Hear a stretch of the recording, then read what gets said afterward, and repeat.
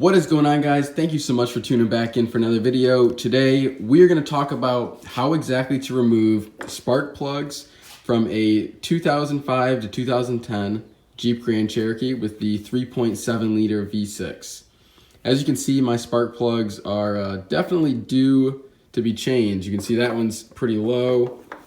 This one's got a bunch of rust around the edges. I guess some water leaked in and sat around it.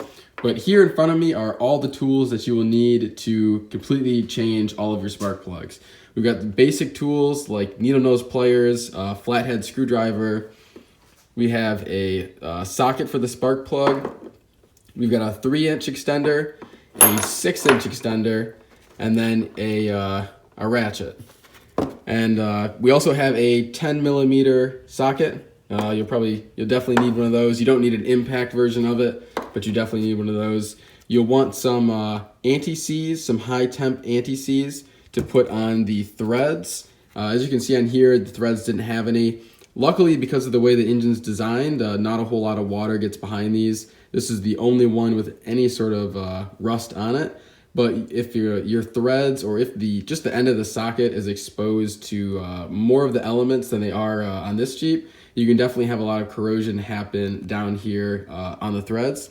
And if you use some of this anti-seize on it, you won't have any of that. So, I mean, worst thing that could happen is this could break off here, and then this would end up being stuck inside your engine, and then you'd run into a lot of problems. I am using my impact just because it's quicker and easier to take things off.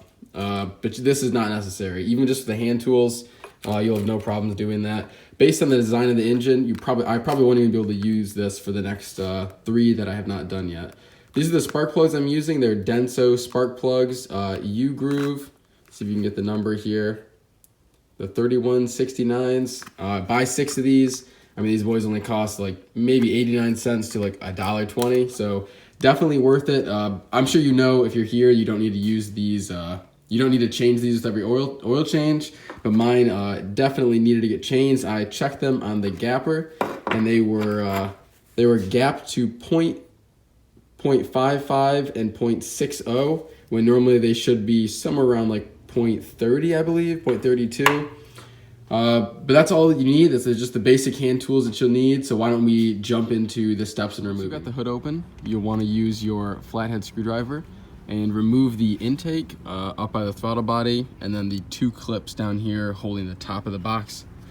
You can see right there what I mean. Remove them up there, then the 2 clips that hold it onto the front. That way you can get access to all this area. If I were you, I would start on this side because it's the most accessible. You don't actually need to remove the intake to work on this side, and it's the easiest to get to, so you can get a little bit of practice down before doing the harder side. So I've already done these 3, so we only have these 3 left to do. I figured I'd show you me doing the harder side so you can get a better understanding of the most difficult version of having to do it.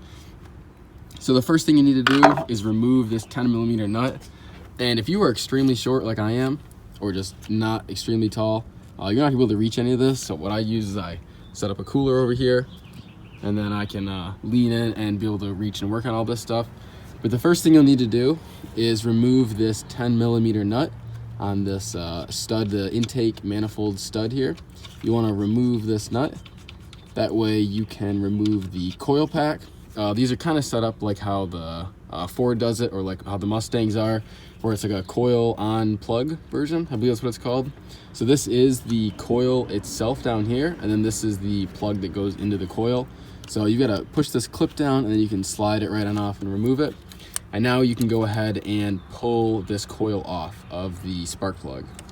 All right, so like I said, go ahead and pull this coil on off.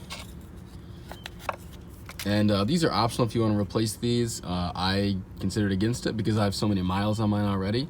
But I would definitely consider replacing these while you're doing it, because you have to completely remove it anyways. You can see this is the part that attaches to the top of the spark plug. And then the top of the spark plug is down there in that hole. So then we're gonna take our spark plug socket, hook up our extensions that we can be able to reach down there, and then start removing. So once you get done loosening that, it will be brought somewhat up to the top. So you'll be able to see it a little bit closer there. This is when you want to take the needle nose pliers and then reach down there and grab the top of it and pull it out. It's a lot harder to do this with one hand than you think. That's a lot harder to do with one hand than you think. So like I said, use the needle nose down there, grab the top of it, and then just go ahead and pull it right on out. Make sure you don't drop it back in or anywhere you won't be able to find it. And then you got it. You can go ahead and see this one's crusty as well, and it probably the best out of all of them so far, but it definitely needs to be replaced. All right, now that you've got the old spark plug out, we're ready to put the brand new spark plug in. It'll come covered up like this, but this is when you'll want to use your gap checker, so you can check to make sure that the gap is correct with what you want and that all of your spark plugs match the same. You'll want to put anti-seize on the threads of your spark plug. The easiest way I figured to do this was just to slide this protective cap down. That way you can make sure you don't get any on the tip of it where you don't want to have any anti-seize. And then you can go ahead and use something easy. You can use like your finger to spread the anti-seize on there. You can use the brush. This is the brush in a can version of it. You can try and use the brush. What I used best was just using a flathead and just scooping some out and kind of pushing it on the top of the threads. All right, so I used the flathead method of pushing it on here, and a pretty nice even job of pushing on there. Like you said, I leave that cap on there because any of that stuff could have ended up on the tip of your spark plug, and you definitely don't want that to happen. But now we can go ahead and put this back in the engine. All right, so right back in the spark plug hole, we'll go ahead and put that in there. We definitely want to make sure we don't touch any of the sides of anything, get any gunk on this, but then you can just go ahead and slide it in there and drop it in. Once we've got that spark plug dropped in there, whether you're using an impact or not, you want to start threading it by hand. So go ahead and drop your socket and the extension in there, and then feel around until it starts getting tight, so you can go ahead and start getting it threaded in by hand. Once it's too tight for you to turn anymore, go ahead, just like the usual, grab your little ratchet and go ahead and keep tightening it. If you want to be extra precise, I'll put the torque specs up on the screen. I'm not really sure if you need to torque these down or not, but I figured just regular hand tight would be plenty. Once that's all tightened down, go ahead and start removing your ratchet and all the extensions that you needed. Go ahead and take the coil pack, align it back up the way it was before, slide it down on the threaded bolt back there, and you want to push it down until it pops. You'll feel once it pops back onto the top of the spark plug. Plug the connector in until it snaps. For 10mm nut, put that back on the top of the stud. Start getting that tightened down. It needs to go all the way down, and just push the coil down nice and tight. Once that's on nice and tight, you're all set with that coil. Now you just need to rinse and repeat and do that 5 more times, and then you'll be all set. Obviously put the intake back on, reconnect that back up. If you disconnected the battery, make sure you connect that again, and then that's about it. That's all you need.